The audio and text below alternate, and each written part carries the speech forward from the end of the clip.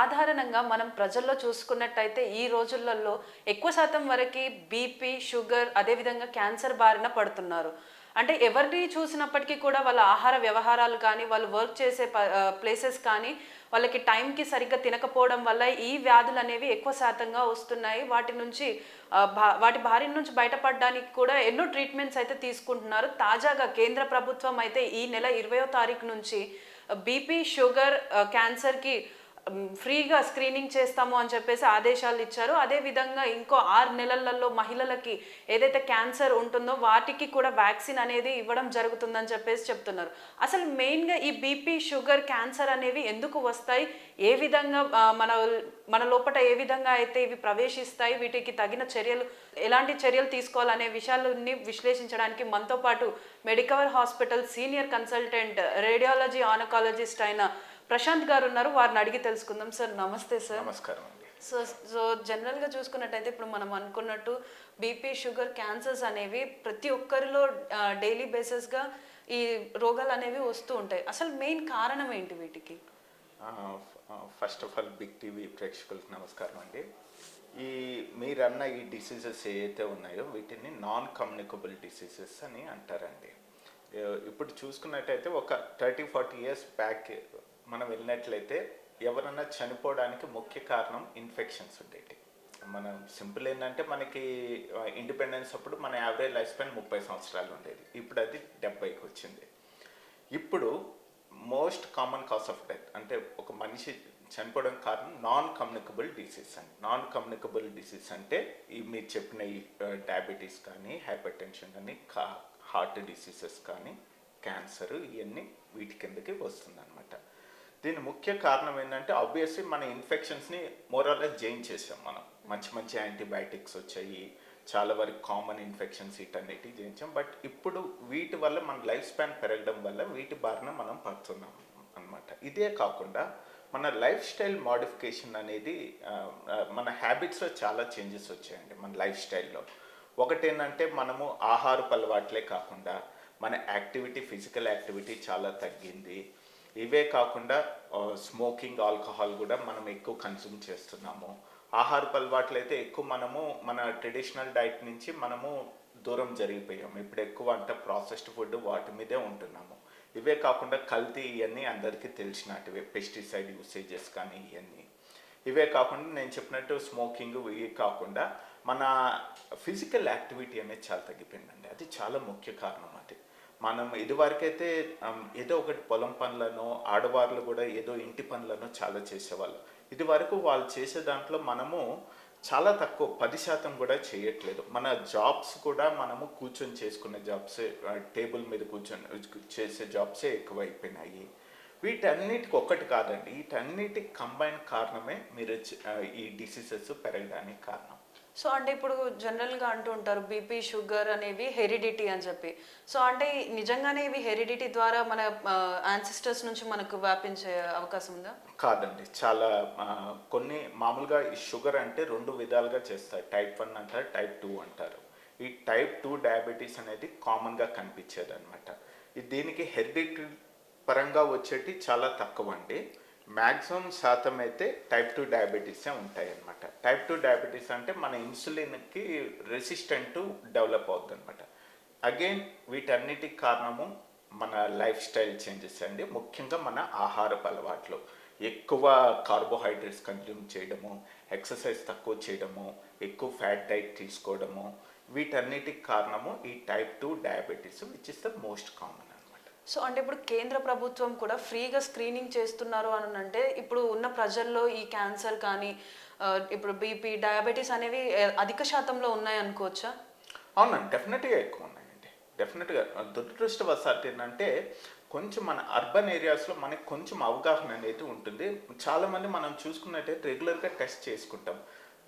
Rural సెటప్లో ఏంటంటే వాళ్ళకి awareness కూడా లేదు చాలామంది. ఎందుకంటే మేము చాలా స్క్రీనింగ్ టెస్ట్ చేస్తాం కదండి, రెగ్యులర్ స్క్రీనింగ్ చేస్తాము. చాలామంది కొత్తగా వాళ్ళ ఎక్కువ బీపీ ఉండము, షుగర్ చాలా ఎక్కువ ఉండము, ఫస్ట్ టైం అనమాట. వాళ్ళకేం పెద్ద సిమ్టమ్స్, వాళ్ళకి దాని గురించి ఐడియా కూడా ఉండదు అనమాట. సో కొత్తగా మనం ఇవన్నీ బయటపడడం జరుగుతుంది. ఎందుకంటే వాళ్ళకి అవగాహన అనేది లేదు. రెగ్యులర్గా వాళ్ళ పాపం ఏదో పెద్ద ప్రాబ్లం వస్తేనే హాస్పిటల్కి వెళ్తారు. రెగ్యులర్గా హాస్పిటల్కి వెళ్ళి బీపీ చెక్ చేసుకోవడము, sugar at least once in 6 months check, ఈ ఐడియా షుగర్ టెస్ట్ చేసుకోవడం, ఈ ఐడియా అయితే ఏమి ఉండదు వాళ్ళకి. ఈ గవర్నమెంట్ ఇనిషియేటివ్ ఏదైతే ఉందో ప్రతి ఒక్కరికి స్క్రీనింగ్ చేయడము, ఇది చాలా గొప్ప విషయం అండి. చాలా we have to appreciate our government for initiating this screening process, especially for non-communicable diseases, that too for rural population. So అంటే ఇప్పుడు ఏదైతే ఇప్పుడు మనం జనరల్గా 3 మెయిన్గా చూసాము. అందులో మెయిన్గా ఏంటంటే క్యాన్సర్. ఈ మధ్యకాలంలో ఎవరికైనా కూడా క్యాన్సర్ అనేది వస్తుంది, అటు మహిళలని కాదు ఇటు పురుషులని కాదు. సో అంటే వాళ్ళలో ఇప్పుడు బేసిక్గా ఈ క్యాన్సర్స్ అనేవి రావడానికి కారణాలు ఏంటంటారు? అగైన్ అంటే మన లైఫ్ స్టైల్ చేంజెస్ ఇవే కాకుండా మెయిన్ మన మగవాళ్ళు ఆడవాళ్ళుగా డివైడ్ చేసుకున్నామండి. మగవాళ్ళలో మన భారతదేశంలో ముఖ్య క్యాన్సర్ ఏంటంటే హెడ్ అండ్ నెక్ క్యాన్సర్, నోటి క్యాన్సర్. అండ్ నోటి క్యాన్సర్ అంటే నాలుక మీద ఉండొచ్చు, బుగ్గ మీద ఉండొచ్చు, గొంతులో ఉండొచ్చు. దీనికి ముఖ్య కారణం టొబాకో అండి. మీరు చూసే చాలా చోట్ల మనము టొబాకో చీవింగ్ అనేది, గుట్కా అయ్యి చాలా ఎక్కువ చేసుకుంటారు. అయ్యే కాకుండా బీడీ కానీ, టంబాకు, సిగరెట్ స్మోకింగ్ కూడా ఎక్కువ. దానికి సంబంధించిన క్యాన్సర్లు ఎక్కువగా మగవాళ్ళల్లో కనిపిస్తాయి. ఆడవాళ్ళలో చూసుకుంటే రొమ్ము క్యాన్సరు మరియు గర్భసంచి ముఖద్వారం, సర్వైకల్ క్యాన్సర్ అనేది కామన్ అండి. ఒకవేళ అర్బన్ సెటప్లో చూసుకుంటే రొమ్ము క్యాన్సర్ కామన్, రూరల్ సెటప్లో ఈ సర్వైకల్ క్యాన్సర్ అనేది కామన్గా కనిపిస్తుంది. ఈ సర్వైకల్ క్యాన్సర్కి ముఖ్య కారణం ఈ హ్యూమన్ ప్యాపిలోమా వైరస్ అనే ఇన్ఫెక్షన్. 90% ఈ సర్వైకల్ క్యాన్సర్ ఆ వైరల్ ఇన్ఫెక్షన్ వల్లే ఉంటుంది. అది సెక్షువల్లీ ట్రాన్స్మిటెడ్ వైరస్ అండి. ఇప్పుడు మీరు ఇందాక చెప్పారు కదా, త్వరలో గవర్నమెంట్ వ్యాక్సినేషన్ అనేది స్టార్ట్ చేస్తుంది అనేది. ఆ వ్యాక్సినేషన్ అనేది ఈ హెచ్పివి వైరస్కి దీన్ని నివారించడానికి ఇచ్చే వ్యాక్సినే వాళ్ళు స్టార్ట్ చేయడం జరుగుతుంది. దగ్గర మన భారతదేశంలో 1,20,000 పైన ప్రతి సంవత్సరం ఈ సర్వైకల్ క్యాన్సర్ బారిన మహిళలు పడుతున్నారు.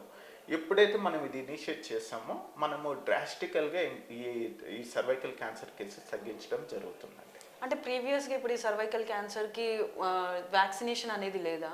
డెఫినెట్గా ఉందండి, కానీ అందరికి అందుబాటులో లేదు. ఎందుకంటే ఇది కొంచెం ఎక్స్పెన్సివ్ వ్యాక్సిన్ అండి. ఇది ఎనీవేర్ బిట్వీన్ 4 నుంచి 9,000 వరకు ఖర్చు వస్తుంది. అది చిన్నపిల్లలు 9 నుంచి 14 వయసు ఉన్న ఆడవాళ్ళలో ఇది తీసుకోండి అని చెప్తాం. వాళ్ళల్లో 2 డోసులు ఉంటాయి. కొంచెం పెద్ద వయసు 15 నుంచి 26, 30 సంవత్సరం వాళ్ళకి 3 డోసులు అవసరం పడుతుంది. బట్ కొంచెం కాస్ట్లీ కదండి. అందరూ ఎస్పెషల్లీ రూరల్ వాళ్ళు దాన్ని అఫోర్డ్ చేసుకోలేరండి. వాళ్ళ రోజు దీని మీదే వాళ్ళు పాపం ఆధారపడతారు. ఎవరు వ్యాక్సిన్ కంటే ఖర్చు పెడతారు. అందుకే ఈ గవర్నమెంట్ అనేది వాళ్ళకి ఫ్రీగా ఇవ్వడం అనేది చాలా గొప్ప విషయం. సో అంటే ఇప్పుడు మీరు అన్నారు 9 to 14 years వాళ్ళు 2 doses, దానికంటే మించిన వాళ్ళు 3 doses. ఈ డోసెస్ అనేది ఎంత గ్యాప్ తోటి తీసుకుంటే బెటర్ అంటారు? పిల్లల్లో అండి 9 నుంచి 14 వయసు 6 నెలల గ్యాప్ ఉంటుందండి. సపోజ్ ఇవాళ ఫస్ట్ డోస్ తీసుకుంటే 6 నెలల తర్వాత 2 డోసు. 3 డోసులు అవసరం ఉండే వాళ్ళకి ఫస్ట్, సెకండ్ వచ్చి 1 నెల తర్వాత 6 నెలల తర్వాత 3వ డోసు. సో ఇప్పుడు మీరు అన్నారు స్క్రీనింగ్, క్యాన్సర్కి స్క్రీనింగ్ అని అన్నారు. అంటే స్క్రీనింగ్ అనేది స్కానింగ్ అనేది 2 డిఫరెంట్గా ఉంటాయి, లేకపోతే 2 ఒకటేనా? ఇది డిపెండ్స్ అండి. కొన్ని క్యాన్సర్ని బట్టి స్క్రీనింగ్ మొడాలిటీ అనేది చేంజ్ అవుతుంది. సపోజ్ ఇప్పుడు ఆడవారిలో తీసుకున్నారు అనుకోండి, సర్వైకల్ క్యాన్సర్కి ముఖ్య స్క్రీనింగ్ ప్యాప్స్మీర్ అనేది ఒక సింపుల్ టెస్ట్ అండి. అది అవుట్ పేషెంట్ టెస్ట్, డాక్టర్ కూడా అవసరం లేదు, నర్స్ చేస్తారు. 5 నిమిషాల టెస్టు, నొప్పి కూడా ఉండదు. అది 25 సంవత్సరాలు దాటిన ప్రతి మహిళ కనీసం 3 సంవత్సరాలకు ఒకసారి చేసుకోవాలి. అది ప్యాప్స్మీర్ టెస్ట్ అనేది. అదేంటంటే అన్ని చోట్ల ఈవెన్ ప్రైమరీ హెల్త్ సెంటర్స్లో కూడా అందుబాటులో ఉంది. పెద్ద హాస్పిటల్స్కి వెళ్ళాల్సిన అవసరం లేదు దానికి. అది దానివల్ల ఏంటంటే అడ్వాంటేజ్, మనము ఈ క్యాన్సర్ ముందుగానే డిటెక్ట్ చేయవచ్చు. ఎందుకంటే నార్మల్ కణము క్యాన్సర్ కణానికి మధ్యలో ఒక స్టేజ్ అనేది ఉంటుంది అనమాట. అది క్యాన్సర్గా మారేదానికి ఛాన్సెస్ ఉంటుంది. ఆ స్టేజ్లోనే మనం గుర్తించినట్లయితే సింపుల్ క్రయోథెరపీ కానీ ఇంకా 2-3 సింపుల్ ప్రొసీజర్స్ ఉన్నాయండి. పెద్ద ఆపరేషన్లు కూడా అవసరం లేదు. దానివల్ల మనం మొత్తం దాన్ని క్యూ చేయడానికి ఛాన్సెస్ ఉంటుంది. సో ముఖ్య ఉద్దేశం స్క్రీనింగ్ ఏంటంటే ముందుగానే డిటెక్ట్ చేయడము. అదే రొమ్ము క్యాన్సర్కి వచ్చినట్లయితే మెమోగ్రామ్ అనేది సింపుల్ ఎక్స్రే అండి. అది కాకపోతే చిన్న చిన్న సెటప్స్లో అందుబాటులో లేదు. అది అందుబాటులో ఉంటే చాలా మంచిది. అది సింపుల్ ఎక్స్రే ఎక్స్పోజర్ కూడా చాలా తక్కువ ఉంటుంది. దాంతో 40 సంవత్సరాలు దాటిన మహిళలు కనీసం 3 నుంచి 5 సంవత్సరాలకు ఒకసారి కంపల్సరీ ఆ మెమోగ్రామ్ చేసుకుంటే మంచిది. సో అంటే ఇప్పుడు మీరు అన్నట్టు 3 డోసెస్ ఒక 25 ఇయర్స్ ఓల్డ్ దాటిన వాళ్ళకి 3 డోసెస్ తీసుకున్న తర్వాత వాళ్ళకి సర్వైకల్ క్యాన్సర్ అనేది అటాక్ అయ్యే ఛాన్సెస్ ఏమైనా ఉన్నాయా? ఇది ఎట్లా ఉంటుందంటే అండి, ఈ వ్యాక్సిన్ అనేది మనము ఆ వైరస్కి ఎక్స్పోజర్ కాకముందే ఇవ్వాలి. ఓకేనా? ఆ వైరస్ ఎక్స్పోజర్ ఎట్లా అవుద్ది? సెక్షువల్ కాంటాక్ట్ ద్వారా వస్తుంది. ఎప్పుడు ఇవ్వాలంటే వాళ్ళ సెక్షువల్ కాంటాక్ట్ ఆ ఇన్ఫెక్షన్ రాకముందే మనం ఇస్తే దాన్ని ఎఫెక్ట్ ఉంటుంది అనమాట. సపోజ్ ఒక మ్యారేజ్ అయిన ఉమెన్కి ఇచ్చామనుకోండి, 15 నుంచి 25 సంవత్సరాలు వయసు, మ్యారేజ్ అయిపోయింది ఉంటేనంటే దాని అడ్వాంటేజ్ ఏంటంటే ఆవిడకి ఎక్స్పోజర్ అయి ఉండొచ్చు, బట్ దీంట్లో స్ట్రెయిన్స్ అని ఉంటాయండి. 16, 18 అని కొన్ని వ్యాక్సిన్స్ 4 స్ట్రెయిన్స్ మీద మనకి ప్రొటెక్షన్ ఇస్తుంది. ఇప్పుడు కొత్తగా నానోవాలెంట్ అని 9 స్ట్రెయిన్స్ మీద ప్రొటెక్షన్ ఇస్తుంది. ఆ వయసు మహిళల్లో ఏంటంటే కొన్ని స్ట్రెయిన్స్కి ఇంకా వాళ్ళ ఎక్స్పోజర్ కాకపోయి ఉండొచ్చు, దాని నుంచి వాళ్ళకి ప్రొటెక్షన్ ఇస్తుంది. బట్ 14 ఇయర్స్ లోపల ఇచ్చిన వాళ్ళకి మ్యాక్సిమం ప్రొటెక్షన్ ఉంటుంది. తర్వాత ఇచ్చిన వాళ్ళకి అంత ఉండకపోవచ్చు protection, but some protection will be there. అంటే ఇప్పుడు ఈ సర్వైకల్ క్యాన్సర్ అటాక్ అయిన వాళ్ళకి ఏ విధంగా ట్రీట్మెంట్ ఇస్తారు? ఇది స్టేజ్ని బట్టి ఉంటుందండి. మామూలుగా ఈ క్యాన్సర్, సర్వైకల్ క్యాన్సర్ అనే 4 దశలు, 1, 2, 3, 4 స్టేజెస్. స్టేజ్ 1 అంటే చాలా తక్కువ అన్నట్టు, స్టేజ్ 4 అంటే అడ్వాన్స్ స్టేజ్ అన్నట్టు. ఒకవేళ స్టేజ్ 1లో అయితే మనము 2 విధాలుగా ట్రీట్మెంట్ ఆప్షన్స్ ఇవ్వచ్చండి. సర్జరీ చేయొచ్చు, గర్భసంచి తీయడం, రాడికల్ హిస్టెక్టమీ అంటారు. గర్భసంచే కాకుండా అండాశయాలు చుట్టూ ఉన్న స్ట్రక్చర్స్ కూడా తీయడం జరుగుతుంది. ఒకవేళ 2వ స్టేజ్లో అయితే ఎర్లీ 2వ స్టేజ్లో కూడా మన ఆపరేషన్ ఆప్షన్ ఉంటుంది. బట్ 2వ స్టేజ్ నుంచి మనకి ఆప్షన్ వచ్చి రేడియేషన్ ట్రీట్మెంట్ అండి. రేడియేషన్ విత్ కీమోథెరపీ అనేది చేయడం జరుగుతుంది. 4th స్టేజ్ వచ్చేసరికి మటుకు మనకి ఆప్షన్స్ అంటే మిగతా చోట్ల స్ప్రెడ్ అయిన డిసీజ్ని 4వ స్టేజ్ అంటాం అనమాట. ఆ స్టేజ్లో మనం ఎక్కువ కీమోథెరపీ అది ఇవ్వడం జరుగుతుంది. సో అంటే ఇప్పుడు కీమోథెరపీ ఇచ్చిన తర్వాత మనకి అంటే 4th స్టేజ్లో ఉన్నప్పుడు డెత్ రేట్స్ అనేవి ఏ విధంగా ఉంటాయి? చాలా మనకి ఫస్ట్ స్టేజ్లో అనుకోండి, సర్వైకల్ క్యాన్సర్ అనే నయమయ్యడానికి 95% ఛాన్సెస్ ఉంటుందండి. అంటే 100 మంది మహిళల్లో 95% మందికి నయమయ్యే ఛాన్స్. స్టేజ్ 2 అయ్యేసరికి ఆ 95 కాస్త 80కి వస్తుంది. 3వ స్టేజ్ వచ్చేసరికి ఆ 80 కాస్త 40 నుంచి 50కి వస్తుంది. స్టేజ్ 4 వచ్చేసరికి 20 కన్నా తక్కువ అయిపోద్ది అది. సో మనము ఆ 4th స్టేజ్లో చాలా వరకు వాళ్ళ లైఫ్ ప్రొలాంగ్ చేసుకోవడమే ఉంటుంది, కానీ నయమయ్యే ఛాన్సులు అయితే చాలా తక్కువ ఉంటుంది. సో అంటే ఇప్పుడు అంటే as per central government rules వాళ్ళే ఇప్పుడు 3 days ఫ్రీ స్క్రీనింగ్ అని, దాని తర్వాత 6 months తర్వాత వ్యాక్సినేషన్ కూడా వాళ్ళే ప్రొవైడ్ చేస్తున్నామని ఇనిషియేటివ్ తీసుకుంటున్నారు. యాజ్ ఎ ఆన్కాలజిస్ట్ మీరు అంటే మీ ఎలా ఫీల్ అవుతున్నారు? ఇది చాలా మంచి ఇనిషియేటివ్ అండి. ఎస్పెషల్లీ నేను ఫస్టే చెప్పాను కదా, రూరల్ వాళ్ళకి ఈ నాన్ కమ్యూనికబుల్ డిసీజ్ మీద స్క్రీనింగ్ చేయడము, వాళ్ళకి వ్యాక్సినేషన్ ప్రొవైడ్ చేయడం అనేది చాలా గొప్ప విషయం. ఎందుకంటే ఎక్కువ భారం ఇప్పటికీ మ్యాక్సిమం మన పాపులేషన్ రూరల్ సెటప్స్లోనే ఉంటున్నారు అర్బన్ కన్నా. వాళ్ళకి ఆ ప్రొటెక్షన్ ఇవ్వడం అనేది చాలా గొప్ప విషయం అండి. We have to appreciate and thank our government. So చూస్తున్నారు కదా, ఈ మధ్యకాలంలో అయితే మెయిన్గా లేడీస్లో వచ్చేవి అయితే 2 క్యాన్సర్స్, అందులో బ్రెస్ట్ క్యాన్సర్ ఒకటి, అదేవిధంగా ఈ సర్వైకల్ క్యాన్సర్ ఒకటి. సో ఈ క్యాన్సర్స్ అన్నిటికీ కూడా మన కేంద్ర ప్రభుత్వం ఒక ఇనిషియేటివ్ తీసుకొని వచ్చే 6 నెలలలో ప్రతి ఒక్కరికి కూడా వ్యాక్సిన్ అనేది ప్రొవైడ్ చేస్తాం.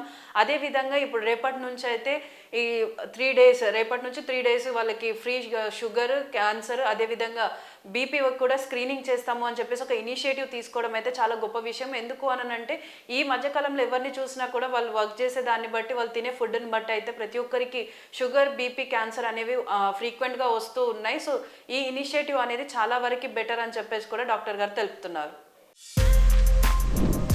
For more videos like this, subscribe Big TV channel.